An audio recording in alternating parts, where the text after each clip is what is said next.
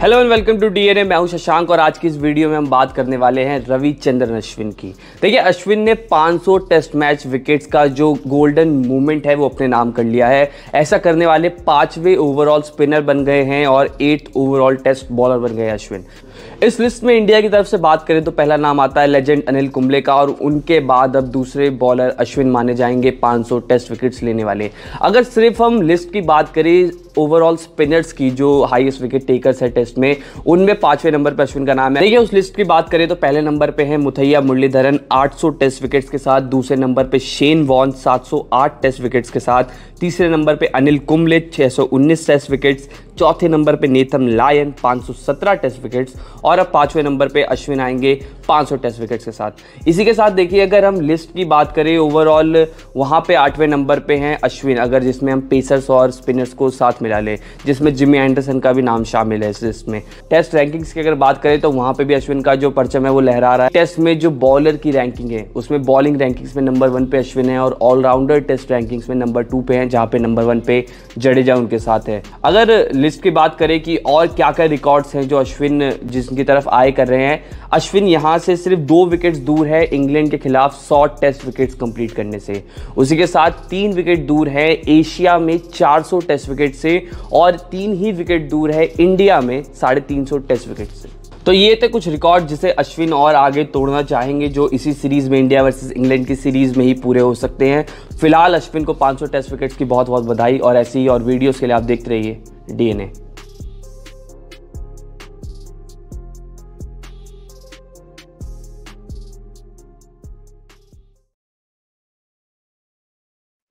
DNA sports अड्डा में आप सभी का बहुत बहुत स्वागत है। और टीम इंडिया की बात करें और इंग्लैंड में, दोनों में आज अब ये देखने को मिल रहा है, सेकंड डे पे हम देख रहे हैं कि जो टेस्ट है वो बैलेंस हो गया है। वहीं इंडिया ने जो 445 रन का एक मेहनत स्कोर बनाया, तो इंग्लैंड ने भी 6 रन की रन रेट के हिसाब से आप देखें तो उनका स्कोर हो चुका है 207 रन। और ओवर भी देखें तो बहुत ही ज्यादा कम ओवर खेले गए हैं, सिर्फ 35 ओवर खेले गए हैं। तो करंट रन रेट उनके नियरली 5.9 है, मतलब 6 की रन रेट है।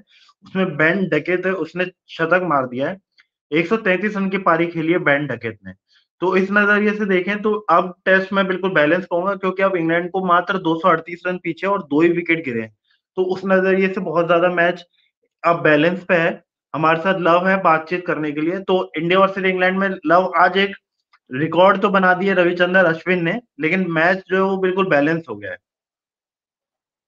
जी, रविचंद्रन अश्विन का जो 500वां विकेट था, वो जैसा कि मैं कमेंट्री में सुन रहा था, ओवेश शाह ने पहले कह दिया था कि जो विकेट है आज इनको मिल जाएगा 500वां विकेट। उसके बाद जिस हिसाब से धुलाई चालू हुई है बॉलर्स की, वो बेन डकेट ने मतलब एक तरफा स्पिनर्स को तो ऐसा मारा है कि मतलब जडेजा को आप देखिए कितने रन खाए हैं। वो इतने रन शायद वो T20 में भी 4 ओवर्स में कंसीड नहीं करते होंगे। तो जडेजा को मार पड़ी, कुलदीप यादव को मार पड़ी। उसके बाद तो बॉल का शेप बदल गया था। आपने देखा बुमराह जब अपना ओवर डालने आए थे तो उनको बॉल चेंज करनी पड़ी। जी बिल्कुल, मतलब मार ऐसी पड़ी है। और अभी तक मतलब ये हम कल भी बात कर रहे थे कि जो उनकी ओपनिंग पार्टनरशिप है वो मिनिमम 50 रन तो बना ही रही है। मतलब आप शुरुआत में तो विकेट ले ही नहीं पा रहे। इस बार भी वही हुआ।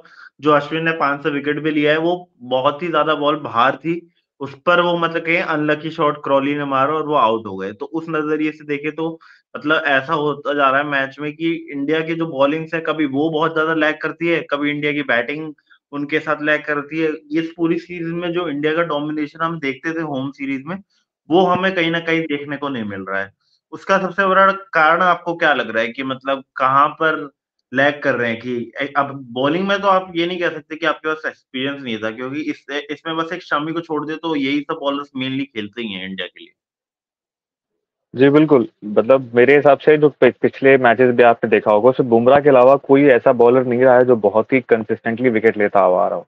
और ये इंडिया का सिर्फ अभी का नहीं रहा है, ये काफी समय से ये चलता आ रहा है कि बुमराह के अलावा ऐसा कोई बॉलर नहीं है जो कंसिस्टेंटली विकेट्स ले रहा हो और कंसिस्टेंट बॉलर है, उसकी इकोनॉमी भी कम हो, है ना। तो आप अभी भी वही सेम चीज चल रही है। कुछ टाइम से कुलदीप यादव का परफॉर्मेंस अच्छा चल रहा था, मगर वापस वही प्रॉब्लम हो रही है कि स्पिनर्स को पिच के ऊपर ही बहुत हद तक डिपेंड करता है। अगर कोई स्पिनिंग ट्रैक होता है उस पर स्पिनर्स, हमारे पास अच्छे स्पिनर्स हैं जो विकेट ले लेते हैं, लेकिन बुमराह उन ट्रैक्स पे भी जिस तरीके से बॉलिंग करते हैं, तो मतलब बुमराह कंपैरिजन तो खैर हो ही नहीं सकता है। सिराज भी हमने देखा जिस तरीके से सिराज ने भी एलबीडब्ल्यू करा, वो आपको क्या लगता है वो किस तरीके का, क्या वो एलबीडब्ल्यू था या अंपायर्स कॉल ही थी? क्योंकि बाद में भी डिस्कशन हो रहा था उस पर। टेक्निकली मतलब कभी कभी किसी के फेवर में भी जा सकता है। मतलब मैं इस चीज पे यही कमेंट करना चाहूंगा कि आप उस चीज को अगर ये देखेंगे नेकेड आई से, तो फिर आपकी ये टेक्नोलॉजी बनाई नहीं जाती। टेक्नोलॉजी पर वही है कि कभी कभी आपके फेवर में जाएगा 50%, और कभी कभी आपके फेवर में नहीं जाएगा। पिछले मैच में भी ऐसा ही हुआ था, जब जैक क्रोली खेल रहे थे, सबको लग रहा था कि वो बेन स्टोक्स ने बोला कि कभी कभी जो टेक्नोलॉजी है वो आपके खिलाफ भी चली जाती है। तो वही इसमें चीज है कि अब इंडिया ने रिव्यू लिया तो आउट मिल गया। अगर यही सोचिए आप इंडिया रिव्यू नहीं लेती क्योंकि आपने लास्ट सेकंड पर रिव्यू लिया था, तो कभी कभी आपकी चीजें फेवर में चली जाती है। हम सबको लग रहा था कि एम्पायर कॉल जाएगा, लेकिन बहुत बार ऐसा होता हुआ है, हर जगह हुआ है, खाली इंडिया के साथ मतलब फेवर में नहीं हुआ है, कभी कभी अगेंस्ट में भी हो जाता है आपके साथ कि आपको लगता है कि ये तो एम्पायर को लोग, और इंडिया का बैट्समैन कोई भी खेल रहा हो आउट हो जाता है। तो ये सारी चीजें तो चलती रहती है। लेकिन सिराज ने भी, मैं कहूंगा कि बहुत ज्यादा अच्छी बॉलिंग इस तरीके से नहीं करी कि 6 रन से ऊपर तो सबने ही पड़वाए हैं। और बुमराह की कंसिस्टेंसी हमेशा ये देखी जा रही है कि 25 ओवर पहले जो बॉलिंग करते हैं उसमें उनके 2 विकेट हैं, और 25 ओवर के बाद उनके 13 विकेट है। तो रिवर्स स्विंग ही उनका अब खाली एकमात्र सहारा बचा इंडियन कंडीशंस में। वो आज उनके साथ मतलब थोड़ा अनलकी भी रहे, उन्होंने कोशिश करी, वो विकेट नहीं मिला। बाकी जडेजा हो गए, कुलदीप यादव हो गए, उनको पटक पटक के मारे वेंडर ने, रिवर्स स्वीप पे, स्विच हिट्स पे, स्वीप पे ही 50% रन उनके स्पिनर्स के खिलाफ स्वीप पे ही आए हैं बेंडके। जो तो रिवर्स स्वीप पे उन्होंने छक्का मारा था वो काफी बेहतरीन शॉट था वो, मतलब बिल्कुल एक्सपेक्ट नहीं कर वो रहा हो मतलब, कोई। हाँ रोहित शर्मा भी हंस रहे थे कि अब इसके लिए फील्डिंग क्या लगाओ। वो हाँ बाद में फील्डिंग ओवर का वही। खत्म हो गई, स्टंप बाइक में सुना भी हमने। मैं एक चीज और हाईलाइट करना चाहूंगा, ध्रुव जुरैल की जिस तरीके से बैटिंग रही है, उसके अलावा उन्होंने विकेट कीपिंग भी काफी अच्छी तरीके से करी थी। और डीआरएस को लेके उनके जो कॉल्स थे वो भी बहुत प्रिसाइज थे। जो एलबीडब्ल्यू वाला कॉल था वो भी, उससे पहले जडेजा ने जो एलबीडब्ल्यू के लिए अपील करी थी उस पर भी ध्रुव जुरैल ने पीछे से अपना इनपुट दिया था कि ये एलबीडब्ल्यू नहीं लग रहा है। तो मुझे लग रहा है कि इंडिया को अच्छा एक प्रोस्पेक्ट मिल गया है आने वाले टाइम के लिए भी, जो कि ऋषभ पंत के रिप्लेसमेंट के तरीके से देखा जा सकता है, क्योंकि अटैकिंग क्रिकेट खेलते हैं। 3 छक्के उन्होंने जिस तरीके से मारे, स्पिनर्स को भी अच्छा जी खेल रहे हैं, पेसर्स को भी अच्छा खेल रहे हैं। उन्होंने मार्क वुड को छक्का मारा, उसके बाद 2 उन्होंने स्पिन को, एक रेहान अहमद को छक्का मारा बैकफुट पे, एक आगे बढ़ के भी छक्का मारा। तो काफी अच्छा अटैकिंग क्रिकेट भी खेल रहे हैं और विकेट कीपिंग स्किल्स भी बहुत अच्छी रही है उनकी इस मैच में। जी, पूरे मैच का अगर ध्रुव जुरैल की इनिंग्स देखेंगे तो अटैकिंग उन्होंने मतलब एक प्रेशर हैंडल जब करना होता है तो आपको दूसरी तरफ भी प्रेशर भेजना होता है। मतलब उनको भी बहुत ज्यादा कंफर्टेबल बॉलर को नहीं करना होता। वो उन्होंने ज्यादा काम किया है, वो छक्के जो भी मारे। क्योंकि अगर आप उनका इनिंग्स देखें तो वो 50 की स्ट्राइक रेट रही है। मतलब ओवरऑल वो सरफराज खान की तरह नहीं गए या बेन डकेट की तरह नहीं गए कि वो रन बॉल ही खेले हों। उन्होंने उनकी स्ट्राइक रेट वही अश्विन वाली सेम ही रह रही थी। दोनों अश्विन और उन्होंने यही कर रखा था कि ओवर पे ओवर खेलेंगे, और डिफेंस बहुत ज्यादा स्ट्रांग है। वो एक अच्छी चीज है कि ध्रुव जुरैल का जो डिफेंस है वो काफी ज्यादा स्ट्रांग है।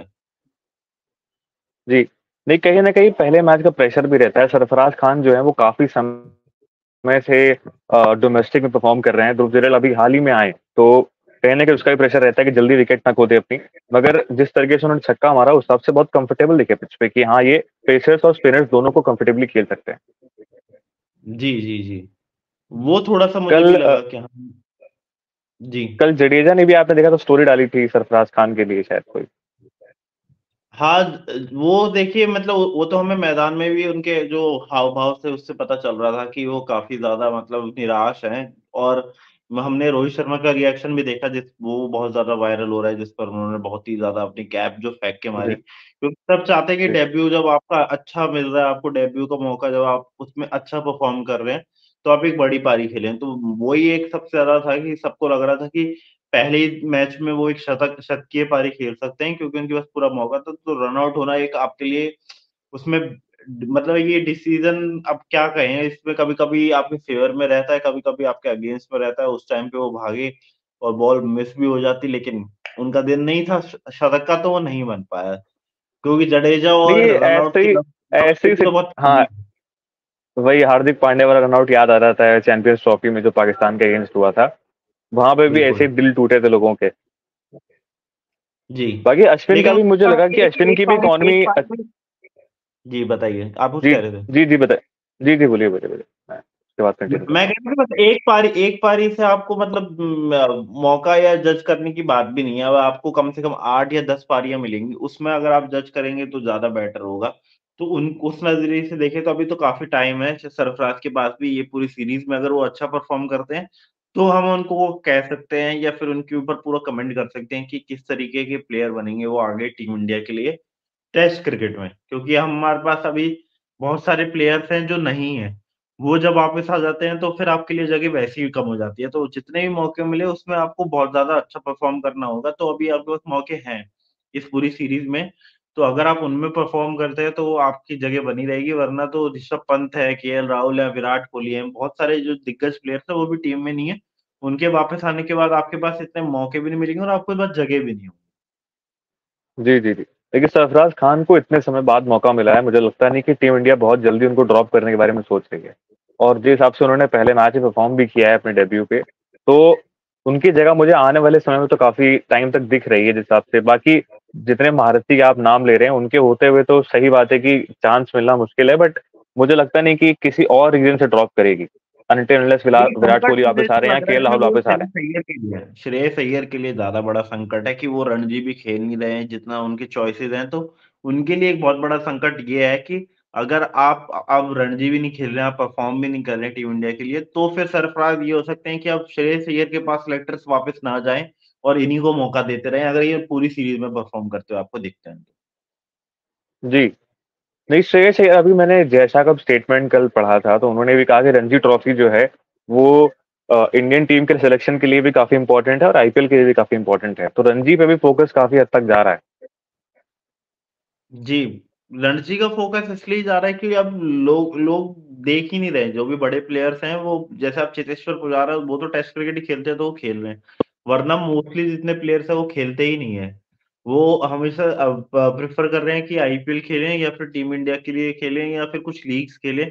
उस तरीके से अपने आप को तैयार कर रहे हैं वो। अब वो टेस्ट क्रिकेट में भी आज एक और अभी न्यूज पता चली है कि वरुण एरन जो थे, जो टीम इंडिया के लिए भी खेले हैं, ज्यादा समय नहीं खेला लेकिन उन्होंने भी रेड बॉल क्रिकेट से संन्यास ले लिया, फर्स्ट क्लास क्रिकेट से।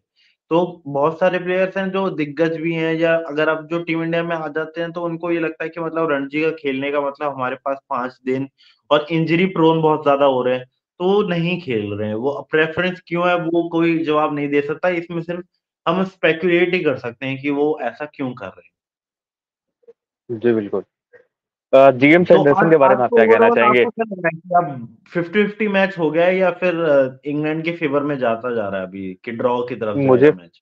मुझे फिलहाल 60-40 लग रहा है। 60 इंडिया के फेवर में लग रहा है, 40 इंग्लैंड के फेवर में। 50-50 तो नहीं कहूंगा मैं, क्योंकि हो सकता है तो कल स्कोर अर्ली विकेट मुझे गिर लगता जाए है तो इंग्लैंड मैच। बना देगी अब 400। अब इंग्लैंड अगर बहुत बड़ी कोई गलती करती है तो ही नहीं पहुंच पाएगी 400 तक, 450 तक, जितना 445 इंडिया का है। तो मुझे नहीं लगता कि वहां तक अब पहुंचने के लिए इंग्लैंड के लिए मतलब बहुत ज्यादा टफ हो गया है, क्योंकि 200 रन तो आपने पार कर लिए और आपका स्कोर काफी ज्यादा, मतलब 6 की रन रेट चल रही है। तो कल तो ऐसा हो सकता है कि अगर इंग्लैंड बहुत ही अच्छा खेली तो लीड भी ले सकती है। नहीं, लीड तो ले सकती है, मगर उसके लिए बेन डेकेट को रहना होगा एंड तक, क्योंकि उसके बाद बेन डेकेट के बाद अब देखिए जो रूट भी फॉर्म में नहीं है। बेस्टो, बेन स्टोक्स, फोक्स हो सकता है मार देंगे 30-40 रन। बाकी उसके अलावा मुझे कोई फॉर्म में प्लेयर ऐसा सच नजर नहीं आ रहा है। ये जो रूट भी आज आपने देखा होगा बहुत ज्यादा कंफर्टेबल नजर नहीं आ रहे थे पिच पे। जब बुमराह बॉलिंग पे आए थे तो एलबीडब्ल्यू की अपील भी हुई थी, तो बहुत हद तक कंफर्टेबल नहीं नजर आ रहे थे वो जो रूट भी, और बहुत अच्छा फॉर्म भी नहीं रहा उनका रिसेंट में। जी, लेकिन हम फॉर्म में तो बेन डेकेट ने भी अभी तक 50 रन की पारी नहीं खेली थी और आते ही उन्होंने शतक लगा दिया। तो उस नजरिए से देखे तो बड़ी पारी उन्होंने खेल ही दी है। नहीं, वही डिपेंड करता है, आपका दिन अगर अच्छा होगा तो आप कुछ भी कर सकते हैं। कल अगर अर्ली विकेट गिर जाते हैं तो मुझे लगता है इंडिया का कहीं ना कहीं मैच पे और पकड़ मजबूत हो जाएगी। जी, और आपको बता दें कि रविचंद्रन अश्विन के कुछ स्टैट्स सामने आए हैं। उसमें यह है कि वो दूसरे भारतीय गेंदबाज बन चुके हैं 500 विकेट लेने वाले। इससे पहले जो गेंदबाज थे वो हैं अनिल कुंबले। तो अब दूसरे भारतीय गेंदबाज जिन्होंने 500 विकेट लिए हैं वो अब अश्विन बन चुके हैं। और बेन डकेट के एक सेशन में सबसे ज्यादा रन्स की बात करें तो वो सेकंड नंबर पे आ चुके हैं। वीरेंद्र सहवाग जो थे श्रीलंका के खिलाफ, वो फर्स्ट नंबर पर थे। उसके बाद सेकंड नंबर पर आ चुके हैं बेन डकेट, और उन्होंने मार दिए हैं एक ही सेशन में, अगर उनके रन की बात करें तो वो बना चुके हैं 114 रन। इससे पहले मुंबई में 133 थे। और टी और स्टंप्स के बीच में सबसे ज्यादा इंग्लैंड बैटर की बात करें तो उसमें भी बैट के टॉप थर्ड में आ चुके ओवरऑल हर जगह की, अगर हम बात करें वर्ल्ड में, नॉट इन इंडिया। तो ये वाली पारी काफी ज्यादा मतलब एक नहीं, इंग्लैंड के बेन बैक डकेट वाली का काउंटर अटैक हो गई। जी जी जी, बेन डकेट का जो स्पिन के अगेंस्ट स्ट्राइक रेट था वो 140 के आसपास था, जी है ना। पेसर्स के अगेंस्ट उनका स्ट्राइक रेट थोड़ा कम हो जाता है, 109 के करीब पहुंच जाता है। तो कहीं ना कहीं पेसर्स के साथ ज्यादा अटैक करना चाहिए बेन डकेट के, अगर विकेट चाहते हैं तो, क्योंकि वो पेसर्स को खेल ले रहे हैं मगर उनका स्ट्राइक रेट कंपैरेटिवली कम हो जा रहा है। शॉर्ट बॉल के अगेंस्ट अगर उनको रूम मिल रहा है तो वो लेट कट मार दे रहे हैं, लेकिन पेसर्स के खिलाफ उनका जो मेनली जो शॉट्स रहे हैं वो ऑफ साइड में ज्यादा गए हैं। तो अगर आप शॉर्ट बॉल लेग की तरफ रखेंगे या कैचिंग पोजीशन उस तरफ लगाएंगे तो चांसेस है कि बेन डकेट का विकेट गिर सकता है। जी। अब इंडिया इंडिया को यही, अब कल जो प्लान, अगर हम कल की बात करें तो कुछ ऐसा ही इंडिया को प्लान करना पड़ेगा कि आपने रन्स तो बहुत ज्यादा अब कंसीड करवा लिए, 200 रन ही बचे हैं आपके ओवरऑल। तो अगर आप 200 रन में देखें तो उसमें कैसे आप अब उनको लीड ना लेने दें और कैसे आप रोक सकते हैं, तो उसमें उनके पास अभी प्लेयर्स ऐसे नहीं है कि बेन स्टोक्स मारते नहीं है। बेन स्टोक्स को हमने देखा है कि वो कैसे टेल के खिलाफ कितना अच्छा खेलते हुए हमने उनको देखा हुआ है पहले भी। तो ओवरऑल उस जी जी तरीके से देखें तो ये अब बहुत इंपॉर्टेंट हो जाएगा। जी, स्टार्टिंग में अर्ली विकेट्स लेना इंडिया के लिए बहुत इंपॉर्टेंट हो जाएगा, क्योंकि अर्ली विकेट्स आ जाएंगे तो कहीं ना कहीं इंडिया के मैच में पकड़ मजबूत होती जाएगी। अभी भी कहीं ना कहीं इंडिया आगे ही चल रहा है मेरे हिसाब से, क्योंकि जब नया सेशन स्टार्ट होता है तो विकेट्स गिरते हैं, आपने देखा होगा। और ब्रेक्स जो जी आते हैं वो कहीं ना कहीं नेचुरल विकेट टेकर होते हैं, है ना, क्योंकि ब्रेक्स के बाद आप देखते हैं कि अक्सर विकेट गिर जाते हैं। तो मुझे वही लग रहा है जी कि कल वापस से विकेट आएगा कहीं ना कहीं। बेन डकेट का बहुत ज्यादा लंबी पारी मुझे खेलते हुए, मतलब मैं तो यही चाहूंगा कि बहुत लंबी पारी ना हो। जी। अब कल आपसे मुलाकात होगी। अगर आपको ये पूरा हमारा डीएनए का सेशन आज पसंद आया और थर्ड टेस्ट डे 2 जिसमें इंग्लैंड का काउंटर अटैक हमें देखने को मिला, वहीं रविचंद्रन अश्विन ने हिस्ट्री क्रिएट करी। और अब मैच मेरे को तो बिल्कुल बैलेंस पे ही दिख रहा है, क्योंकि 200 रन ही आपको चाहिए। अब ट्रेल जो इंग्लैंड की है वो 235 या 238 रन के आसपास बची है।